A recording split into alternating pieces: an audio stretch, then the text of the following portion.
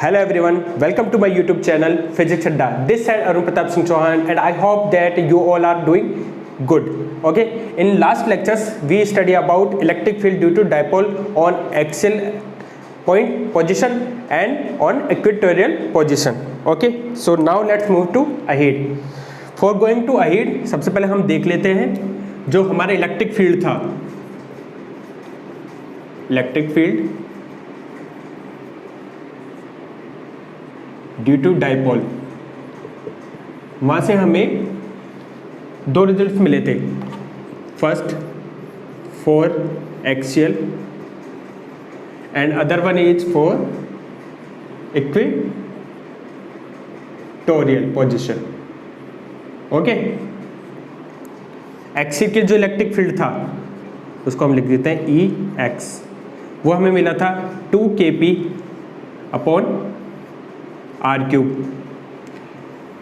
और जो इक्वेटोरियल के लिए हमें जो इलेक्ट्रिक फील्ड मिला था डायपोल के कारण, वो हमें मिला था electric field equatorial equals to kp upon d cube. ठीक है, इसके लिए जो हमारा अरेंजमेंट था वो इस तरीके से था कि ये माइनस क्यू चार्ज था, इसकी लाइन जॉइनिंग पे एक प्लस क्यू चार्ज है, और इसका जो मिडाइवल पॉइंट था यानी बाइसेक्शन पॉइंट था यानी इसका मध्य बिंदु था, इससे आर डिस्टेंस पे कोई पॉइंट पी था.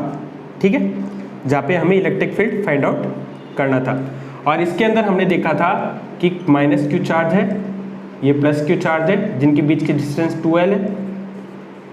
इनके ये बाइसेक्शन, इनकी लाइन जॉइनिंग है ये, इससे इसके बाइसेक्शन पॉइंट से d डिस्टेंस पर यहाँ पे कोई पॉइंट P है जहाँ पर हमें इलेक्ट्रिक फील्ड फाइंड आउट करना था इस डायपोल के कारण.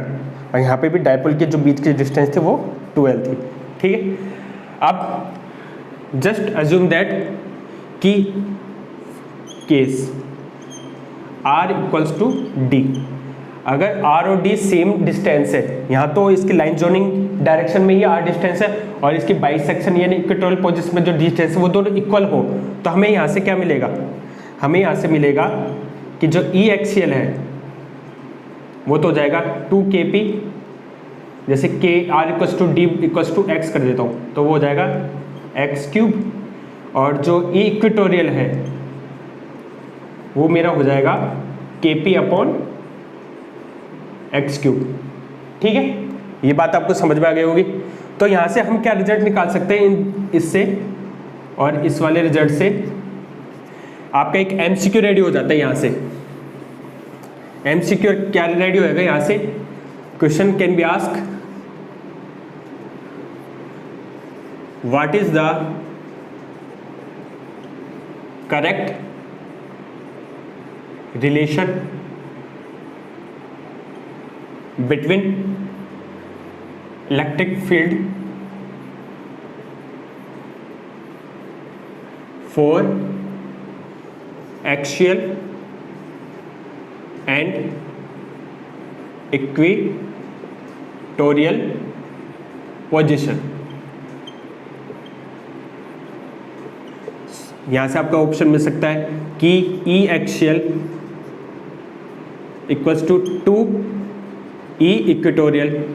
ऑप्शन बी हो सकता है आपका E axial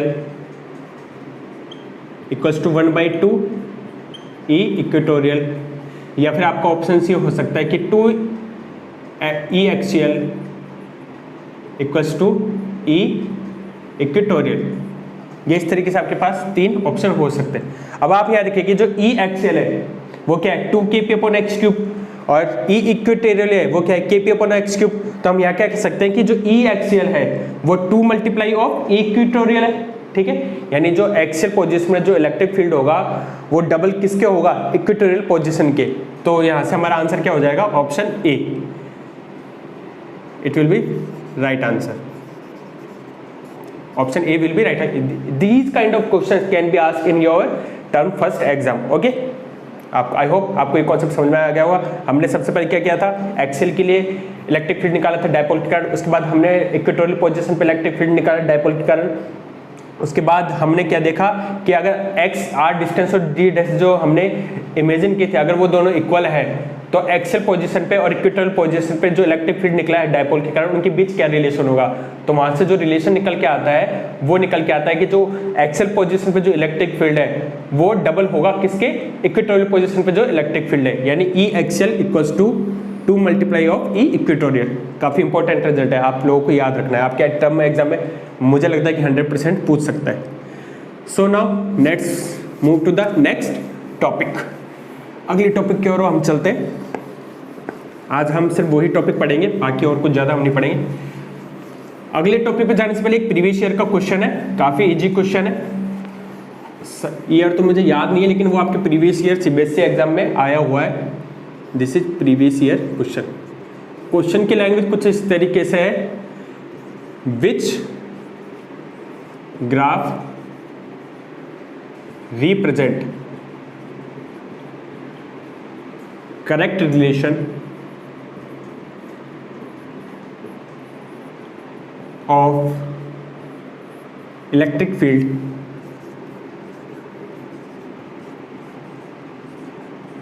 E due to dipole P with respect to distance.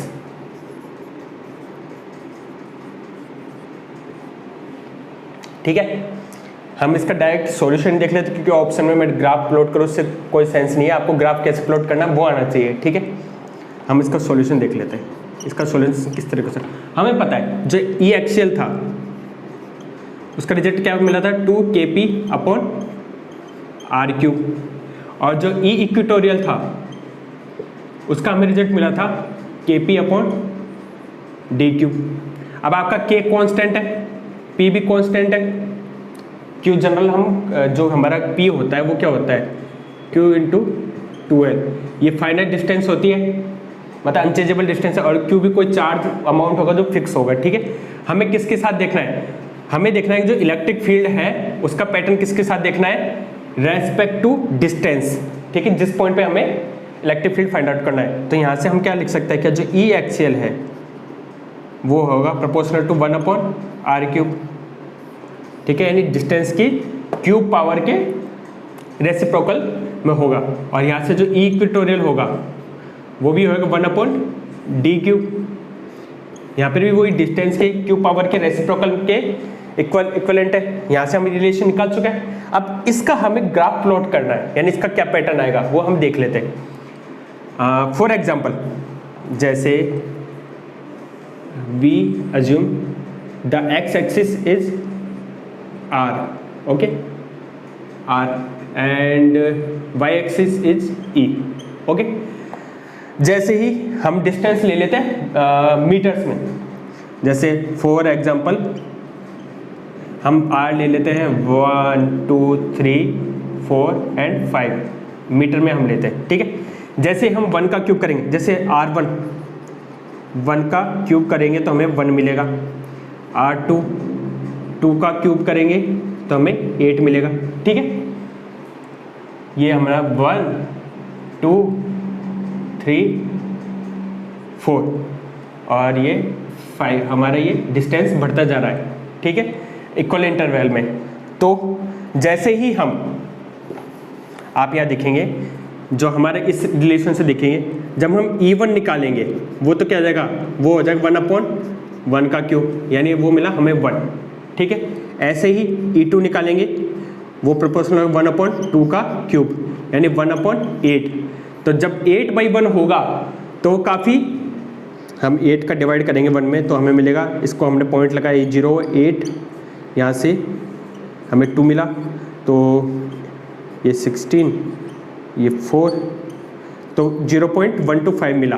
ठीक है, तो हम यहाँ से देखेंगे जब हमारी डिस्टेंस 1 मीटर थी तब तो हमें क्या बोलते हैं, सबसे ज़्यादा इलेक्ट्रिक फील्ड की क्वांटिटी मिल रही थी, यानी 1 मिल रही थी जैसे।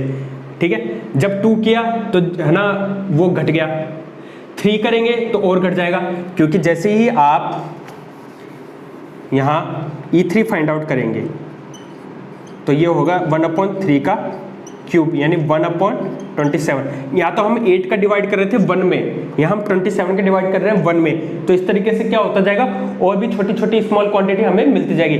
यानी जो आपका प्लॉट होगा वो जैसे जैसे डिस्टेंस बढ़ती जाएगी वैसे वैसे ही आपका इलेक्ट्रिक फील्ड है वो डिक्रीज होता जाएगा। ठीक है, ये आपको समझ आएगा। तो जो आपका इलेक्ट्रिक फील्ड और डिस्टेंस का जो प्लॉट होगा वो कुछ इस तरीके से होगा, डिक्रीजिंग ऑर्डर में, पैराबोलिक डिक्रीजिंग ऑर्डर में। ठीक है, तो ये इस क्वेश्चन का आंसर था। आई होप आपको समझ में आया होगा। ऐसे ही क्वेश्चन आपसे और भी पूछ सकता है, फोर्स के अंदर भी पूछ सकता है, इलेक्ट्रिक फील्ड का जो जनरल फॉर्मूला था उसके अंदर भी पूछ सकता है, डिस्टेंस के साथ।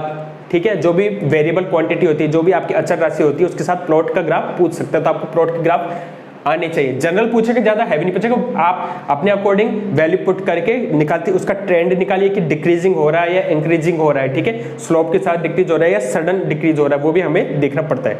ठीक है, आई होप आपको समझ में आया होगा। चलिए नेक्स्ट टॉपिक की ओर चलते हैं।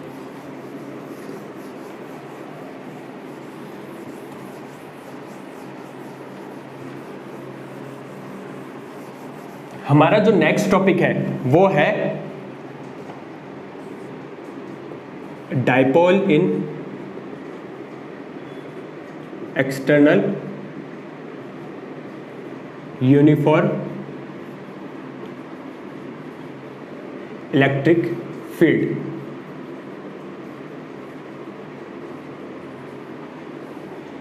अभी तक क्या हो रहा था, जो हमारे जो डाइपोल थे, अभी तक की स्टोरी में क्या था कि जो हमारे डाइपोल थे, ये 2 चार्जेस है -q और q, ये हमारा डाइपोल बनाते हैं। ये भी किसी एक्सटर्नल यानी कोई अलग से जो हमारे इलेक्ट्रिक फील्ड है, जो आउटर सोर्स इलेक्ट्रिक फील्ड उसमें नहीं रखा था, इनका खुद का इलेक्ट्रिक फील्ड होता था। ठीक है, क्योंकि जो चार्ज इलेक्ट्रिक फील्ड जनरेट करते हैं, ठीक है, उनकी खुद की इलेक्ट्रिक फील्ड लाइन्स होती थी। लेकिन अब इसी अरेंजमेंट को हम किसी अलग से इलेक्ट्रिक फील्ड में, जैसे पहले तो हम समझ लेते हैं कि यूनिफॉर्म इलेक्ट्रिक फील्ड क्या होता है। Uniform electric field means equal electric field, यानी सारी जितनी भी पोजीशन होगी स्पेस के अंदर, जितना भी इलेक्ट्रिक फील्ड होगा हर पोजीशन पे, हर सिचुएशन पे इक्वल होगा, डिफरेंट नहीं होगा। तो उस टाइप का जो इलेक्ट्रिक फील्ड होता है, यानी equally distributed field is our uniform electric field. यानी जो एक समान रूप से वितरित जो विद्युत क्षेत्र होगा वो हमारा यूनिफॉर्म एक समान विद्युत क्षेत्र कहलाएगा। माना कि ये हमारा इलेक्ट्रिक फील्ड है, यूनिफॉर्म इलेक्ट्रिक फील्ड। ठीक है, ये हमारा इलेक्ट्रिक फील्ड है, ई इक्वली डिस्ट्रीब्यूटेड है। अब इसमें जो हमारा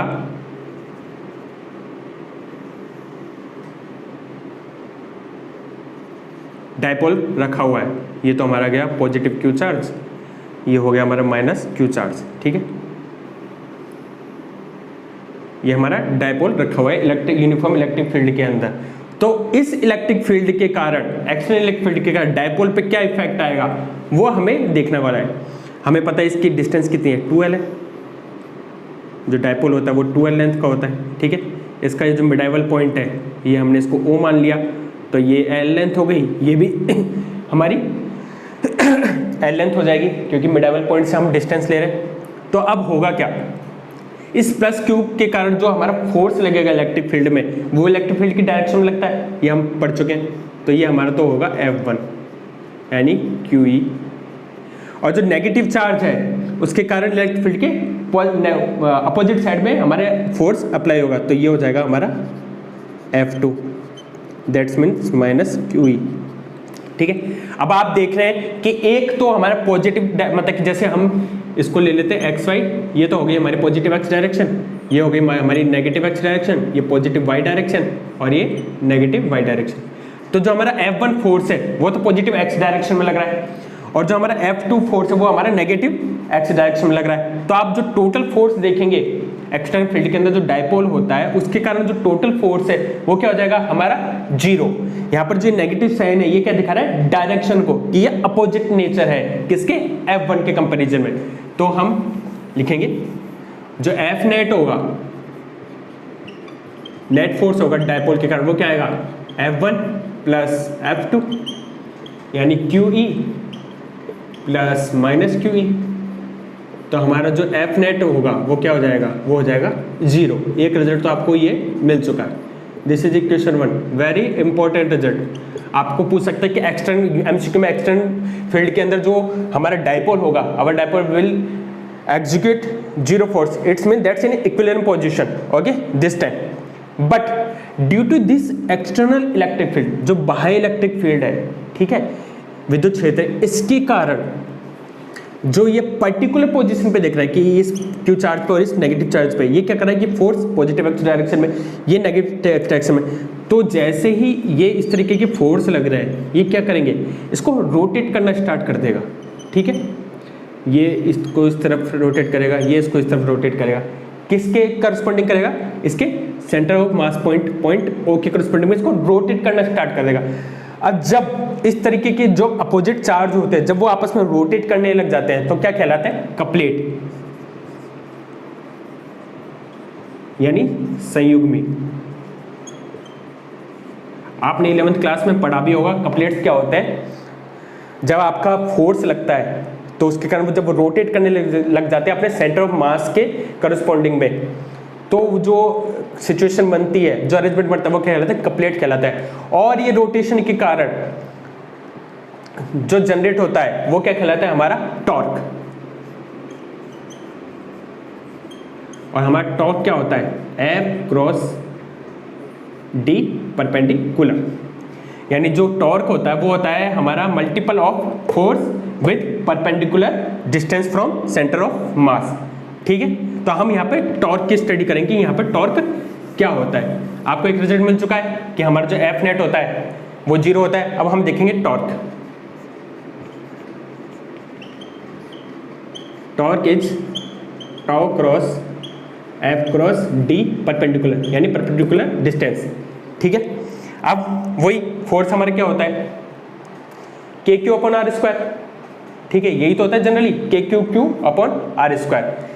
लेकिन हम इसको अभी एफ की फॉर्म में लिखे रहने देते हैं, ठीक है। अब यहाँ पे 2 मेथड होते हैं, या तो आप वेक्टर फॉर्म यूज कर लीजिए, ठीक है, जैसे इन वेक्टर ए क्रॉस बी क्या होता है, वो होता है हमारा ए बी साइन थीटा। तो हम यहाँ क्या लिख सकते हैं, इसको एफ डी साइन थीटा लिख सकते हैं, नहीं लिख सकते, लिख सकते हैं ना। और जो हमारी डी है, टोटल लेंथ कितनी है इसकी, 12, तो हम इसको क्या लिख सकते हैं, एफ 12 साइन थीटा। और जो हमारा एफ है वो क्या है, q upon k q upon r square 12 sine theta. तो यहाँ क्या हो गया था हमारा, k q upon r square 12 sine theta, ठीक है। जहाँ पर जो ये थीटा एंगल है वो है जो हमारा जो डाइपोल है वो इलेक्ट्रिक फील्ड के साथ थीटा एंगल पे टिल्ट है, ठीक है। जो डाइपोल हमारे इलेक्ट्रिक फील्ड के साथ थीटा एंगल बना रहा है, लेकिन ये हमको कर देगा थोड़ा कंफ्यूज। इसके बजाय हम क्या करेंगे कि k q 1 q 2 upon r square की जगह हम क्या लिखेंगे, जो हमारा एफ होता है जनरली इलेक्ट्रिक फील्ड के साथ वो क्या होता है, क्यू ई होता है, ठीक है। और जो फोर्स का मैग्नीट्यूड है वो क्यू ई तो है, दोनों चार्ज के कारण। तो हम इसको क्या लिख सकते हैं, जो हमारा एफ डी साइन थीटा था उसको हम क्या लिख सकते हैं, एफ को तो लिख देंगे हम क्यू ई, और जो हमारी डी है, टोटल लेंथ कितनी है डाइपोल की, वो 12, दिस इज साइन थीटा। हम इसको रीअरेंज कर देते हैं, तो क्यू इंटू 12 ई साइन थीटा, ये क्या हो जाएगा हमारा पी ई साइन थीटा। और इस पी साइन थीटा को हम वापस से क्या लिख सकते हैं, पी क्रॉस ई, ओके। तो आपका एक जनरली ये रिजल्ट हमें मिल सकता है, लेकिन हम ये वाला मेथड यूज नहीं करेंगे। ये आपके जेईई और नीट के लिए सही है कि किस तरीके से हम वेक्टर फॉर्म को करेंगे। अगर आपका डेरिवेशन आपके सीबीएसई में आता है तो जो मैं मेथड बताने जा रहा हूँ वही आपको यूज करना है, ठीक है। ये मैंने आपको समझाने के लिए कि इसको सेकंड मेथड से कैसे निकालते हैं, ठीक है।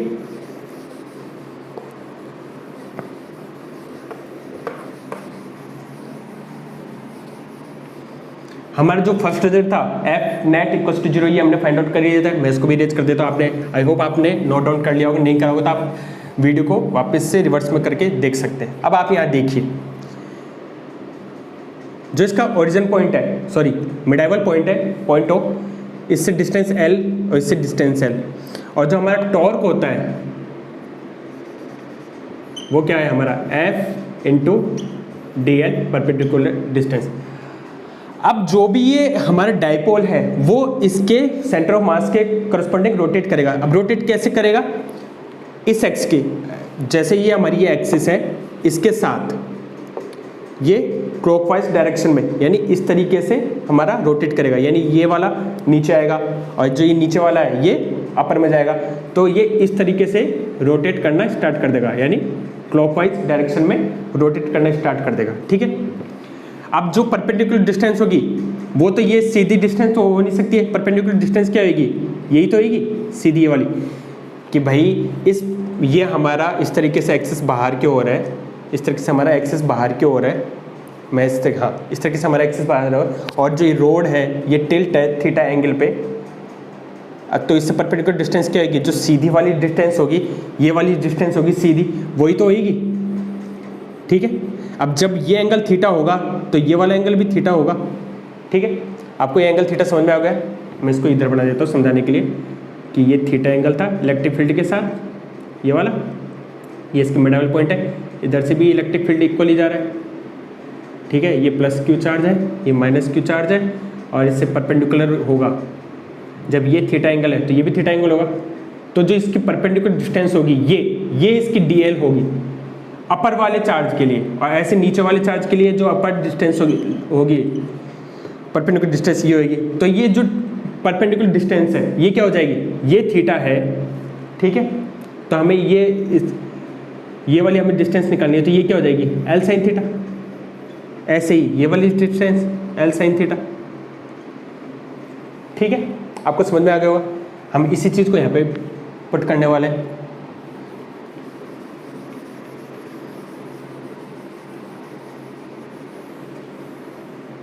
अब हमारे फोर्स क्या थे, दो फोर्स लग रहे हैं F1 और F2। ठीक है, तो हमारा जो टोटल टॉर्क नेट हो जाएगा वो क्या हो जाएगा, QE sine theta plus QE sine theta, ये क्या हो जाएगा 2QE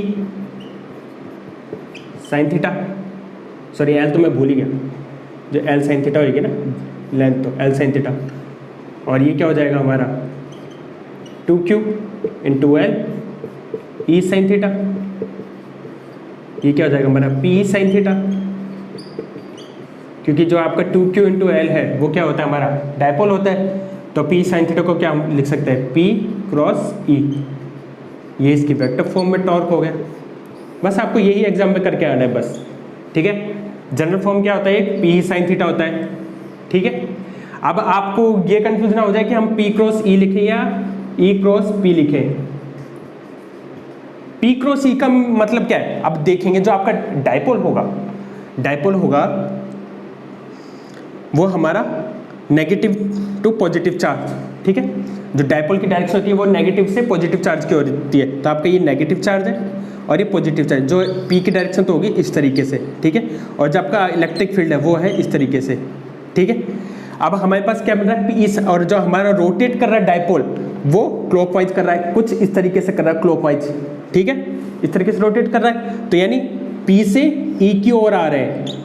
ठीक है, अगर ये E क्रॉस P होता तो क्या होता, जो हमारा डायपोल है वो लोअर से अपर में जाता, अगर E क्रॉस P होता तो इसकी डायरेक्शन ये होती E से P की ओर, लेकिन डायरेक्शन क्या है P से E की ओर, यानी क्लॉकवाइज ये डायपोल मूव कर रखा है, तो इसलिए इसका जो PE साइन थीटा का जो करेक्ट वर्जन होगा वो होगा PE sine theta. I hope आपको यहाँ तक समझ में आएगा। आज के लेक्चर में हम इतना ही देखते हैं। मैंने स्टेप्स को वेरी डिसेंटली अच्छे तरीके से मैं एक्सप्लेन करने की कोशिश करी है। आपको अगर कोई भी डाउट है तो आप कमेंट सेक्शन में पूछ सकते हैं। ठीक है, thank you, bye bye, take care all of you.